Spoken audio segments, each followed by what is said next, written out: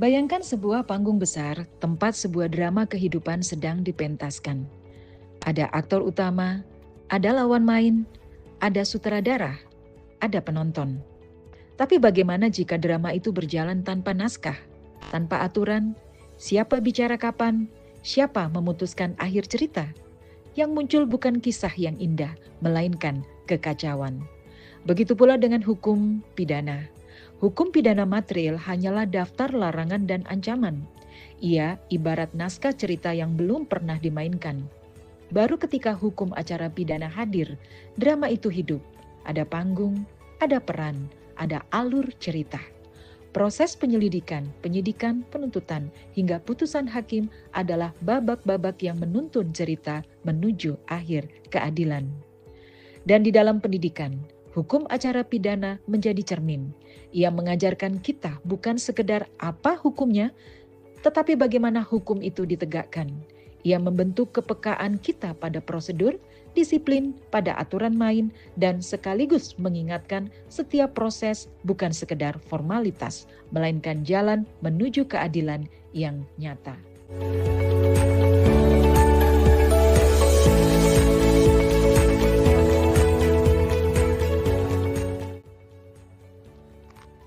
Sebelum kita menyelam lebih dalam, mari kita lihat dulu peta perjalanan kita hari ini.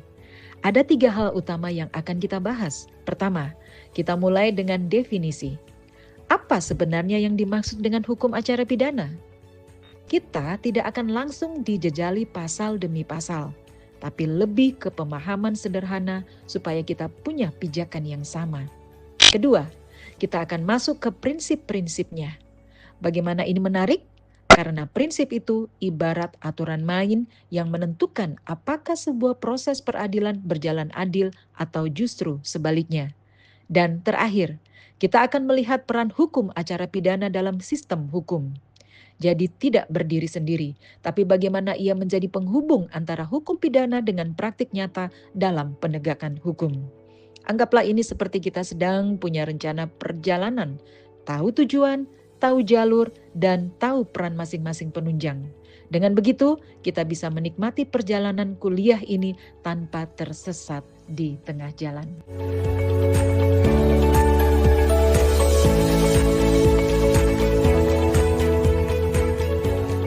Sebelum kita berlari lebih jauh, mari kita berhenti sebentar untuk menjawab pertanyaan yang paling sederhana. Apa itu hukum acara pidana? Kalau hukum pidana material adalah daftar larangan seperti mencuri, membunuh, menipu, maka hukum acara pidana adalah petunjuk mainnya. Bagaimana cara menindaklanjuti ketika larangan itu dilanggar.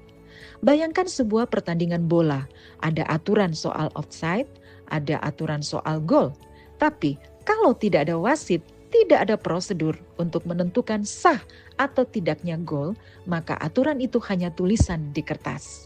Begitu pula dengan hukum pidana tanpa acara pidana.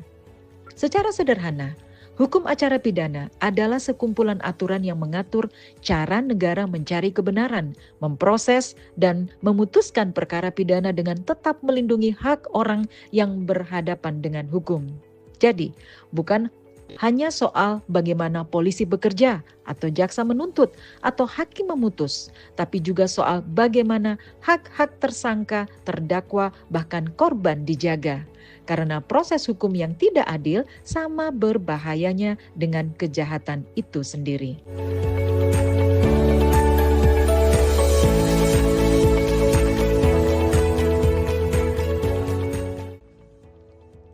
Kalau kita bicara hukum acara pidana, ruang lingkupnya itu seperti alur perjalanan. Bayangkan kita sedang menonton serial drama kriminal. Ada episode awal, ada konflik, lalu akhirnya sampai ke sidang. Tahap pertama adalah penyidikan. Di sini aparat bertugas mengumpulkan potongan-potongan puzzle. Siapa yang terlibat, apa yang terjadi, kapan, dan bagaimana. Ini ibarat bab awal sebuah cerita, di mana detektif mulai merangkai bukti untuk menjawab pertanyaan, apakah betul ada tindak pidana? Lalu masuk ke tahap penuntutan. Setelah puzzle mulai terbentuk, giliran jaksa yang maju ke depan panggung. Jaksa membawa berkas perkara ke pengadilan, menyusunnya dalam bentuk dakwaan dan mengatakan inilah yang harus dipertanggungjawabkan oleh terdakwa di hadapan hakim. Jadi hukum acara pidana tidak berhenti pada polisi atau penyidik saja, tapi berlanjut ke jaksa lalu ke hakim. Semuanya adalah rantai yang saling terhubung untuk memastikan kebenaran dicari dan keadilan ditegakkan.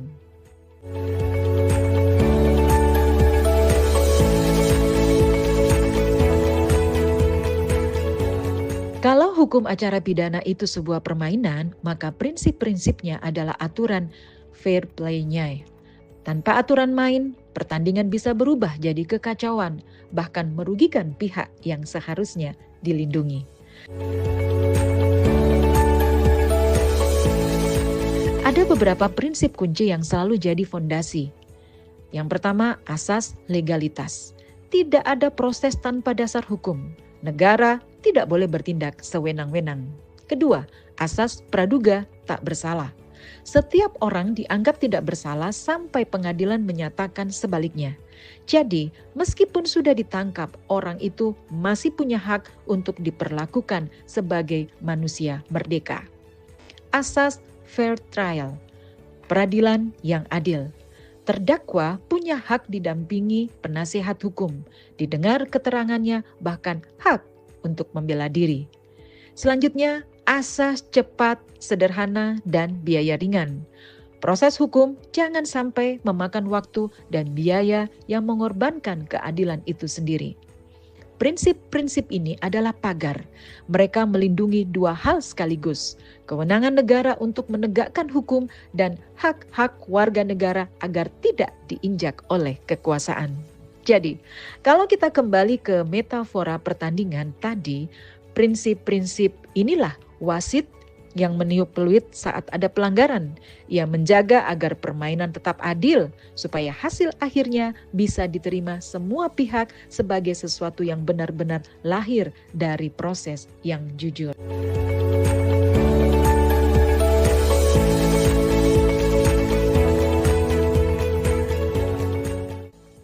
Kalau kita bicara soal keadilan, ternyata ada dua wajah yang sama-sama penting. Keadilan prosedural dan keadilan substantif. Keadilan prosedural ibarat jalan raya. Semua orang boleh lewat, tapi dengan aturan yang sama. Ada lampu merah, ada marka jalan, ada giliran. Intinya, prosesnya harus fair. Semua pihak, baik terdakwa maupun korban, diberi kesempatan bicara, diberi perlakuan setara di pengadilan. Tapi proses yang rapi saja belum tentu cukup. Bayangkan, kalau jalannya mulus, aturan ditaati, tapi ternyata ujung jalannya buntu. Maka muncullah yang kedua, keadilan substantif. Ini bicara soal hasil akhirnya. Apakah putusan hakim betul-betul mencerminkan rasa keadilan masyarakat, moral, dan etika? Dengan kata lain, prosedur adalah cara, substansi adalah tujuan. Kita tidak bisa hanya sibuk menjaga jalannya pertandingan, tapi kita melupakan apakah skor akhirnya masuk akal. Sebaliknya, hasil yang adil tidak boleh dicapai dengan cara yang melanggar prosedur. Dua-duanya harus berjalan seimbang.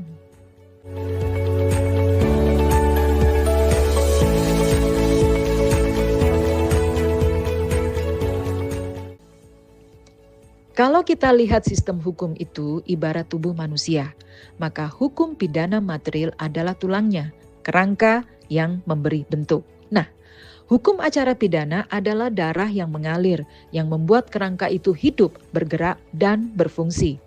Tanpa hukum acara pidana, hukum pidana hanya jadi tulisan yang kaku.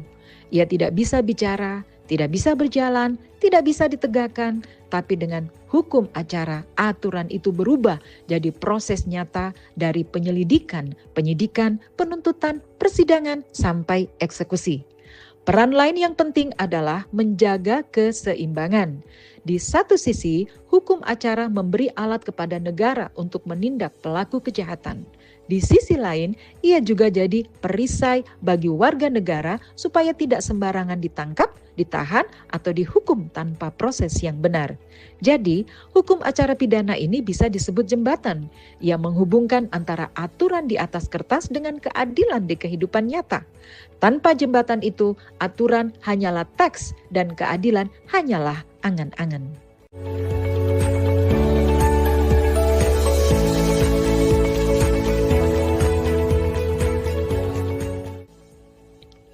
Kalau kita bicara hukum acara pidana, jangan lupa, di balik istilah terdakwa atau korban selalu ada manusia nyata dengan keluarga, pekerjaan, dan masa depan.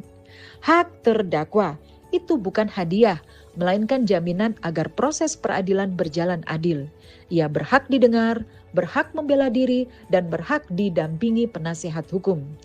Karena bayangkan, kalau semua orang yang ditangkap langsung dianggap salah tanpa tempat membela diri, betapa rapuhnya nasib kita semua. Tapi jangan lupa sisi lain, hak korban.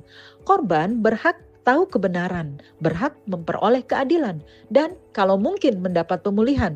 Karena proses hukum bukan hanya soal menghukum pelaku, tapi soal menyembuhkan luka yang dialami korban.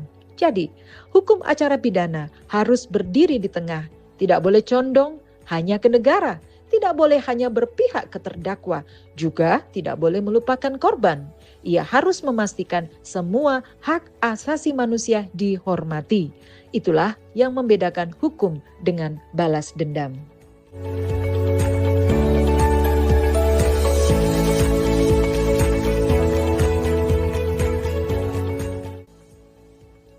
Hukum itu tidak diukur dari tebalnya kitab undang-undang, tapi dari seberapa efektif ia dijalankan. Di sini ada dua indikator penting. Pertama, pengaruh terhadap masyarakat. Kalau hukum ditegakkan dengan baik, masyarakat jadi lebih patuh pada aturan. Orang merasa aman, percaya pada polisi, jaksa, hakim, dan akhirnya percaya pada negara. Sebaliknya, kalau hukum ditegakkan setengah hati, masyarakat bisa apatis, bahkan mencari jalan ke belakang. Kedua, penerapan sanksi. Sanksi dalam hukum acara pidana bukan sekedar hukuman, tapi juga pesan. Ia memberi efek jera bagi pelanggar dan menjaga ketertiban umum.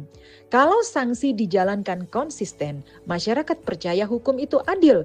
Tapi kalau pilih kasih, satu orang dihukum berat, yang lain lolos karena koneksi, maka hukum kehilangan wibawanya.